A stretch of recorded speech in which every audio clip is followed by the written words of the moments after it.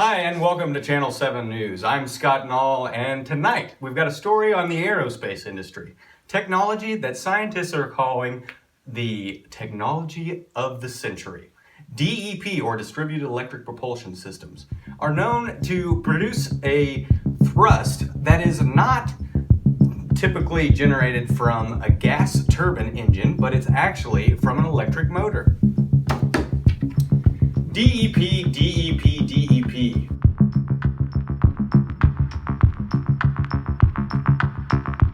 Next on NPR, we'd like to hear from John Applebottom, the head of finance at NYU. John, would you like to weigh in on DEP? Yeah, it's a revolutionary idea. What it does is it takes the ordinary form of propulsion and completely rejuvenates the whole idea. With fossil fuel prices on the rise and the scarcity of them becoming ever more apparent, something new has got to change.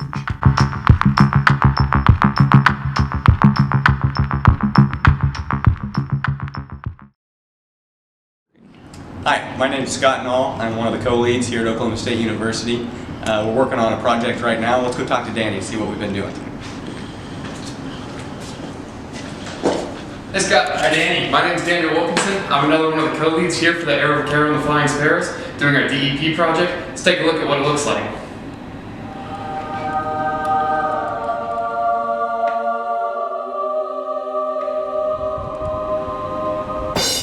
Here's our video.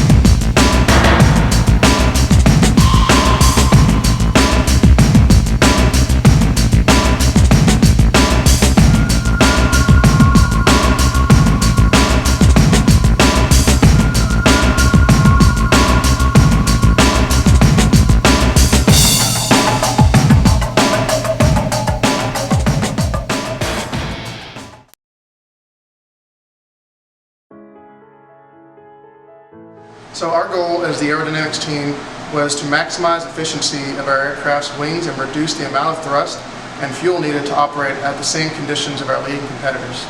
The airfoil we chose allowed us to slightly increase aspect ratio and still operate at the same cruise conditions while reducing drag. Our aircraft is comparable to other aircraft of its class as it can fly at low angles of attack with less drag, making our design more aerodynamically efficient. When selecting the airfoil, we determined that the NACA 4418 was the airfoil of choice given the Reynolds numbers that we calculated our numbers through. This shows that it has a higher CL over CD and a higher CL alpha than the leading competitor Beechcraft 1900D's airfoil, NACA 23018. So given this, our aircraft will perform with less drag and thus have less fuel required to go the same distance.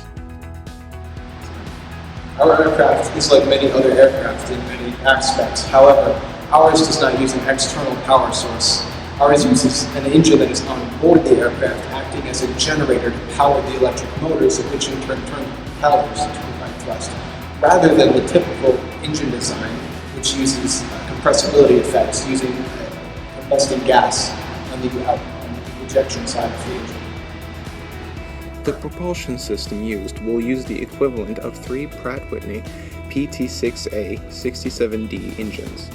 The engines will be on board with a gearbox attached to take the mechanical energy that the engine produces and convert it to electrical energy. The energy from the engines will simultaneously be sent to the battery array and the electric motors. The battery array may contain a specified safety level, such as 20%, so that in the case of complete engine failure, the aircraft will have enough power stored to perform at least a semi-powered emergency landing.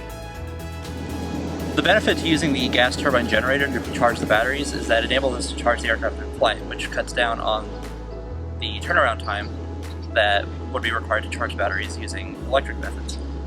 Doing this also enables the aircraft to be refueled using normal methods, And the benefit of having the batteries is it allows us to attain a similar range to comparable aircraft models, while at the same time using half the weight and fuel. This will in turn save money in the long run, and it also gives us the option of later on down the line when a method to power the aircraft, maybe using alternative fuels, becomes available, that the turbine can be swapped out. For our aircraft's design on the structures, we decided to take the skin stringer approach for the main fuselage. This includes having the skin absorbing all the loads, which will transmit it to the longerons, which go the length of the aircraft, which transmit that to the circular frames around the fuselage, which then distribute the loads back to the main keel on the bottom of the aircraft. All this is taking into account the wing box along the center, where the wings will attach to the frame and direct all the load back down to the keel once again.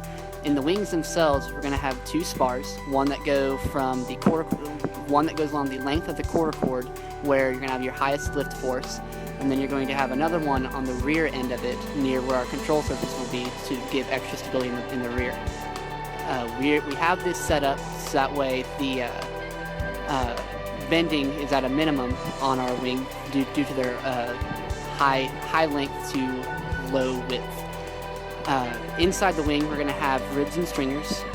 So similar to how we have the fuselage, we'll have the skin be in direct contact with the pressures.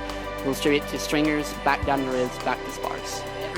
All the heavy components are right next to center of gravity, and in doing so, in the future, once a different energy source is created, we can replace our turbine with the gas in the batteries with the future system, and not have to really redesign much of anything.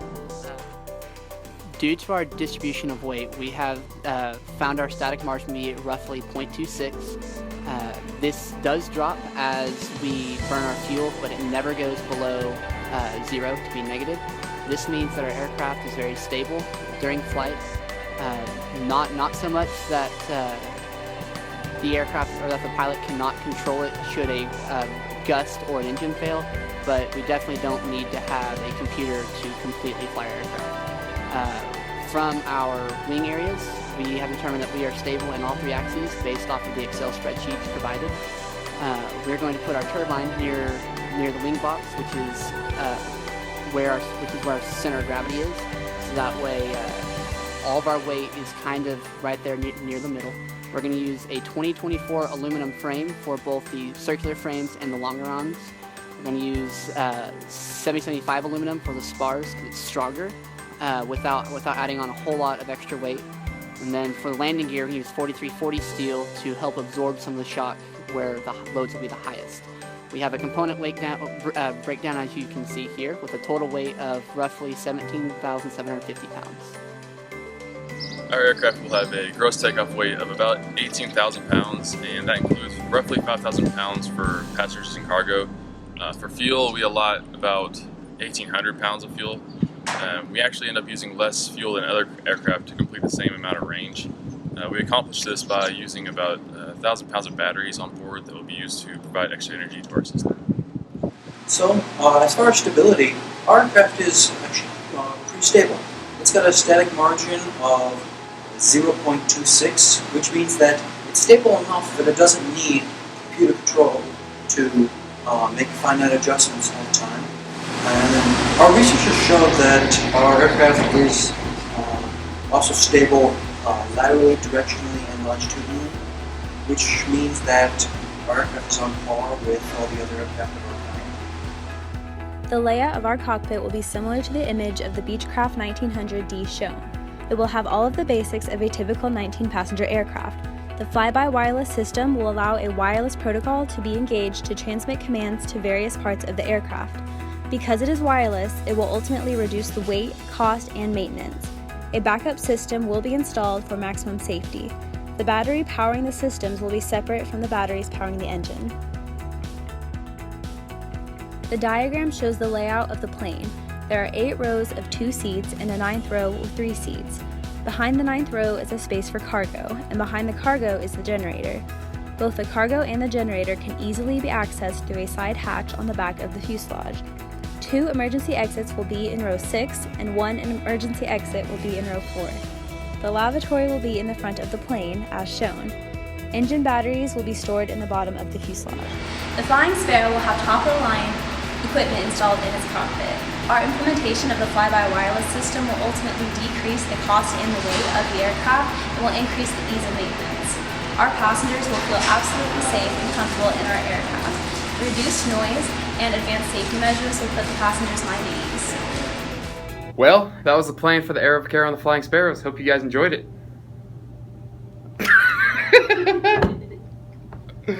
Let's just make that the end. It's just a terrible ending. Let's just end it right there. Okay, all right. That's it. That's all we got. All right, no.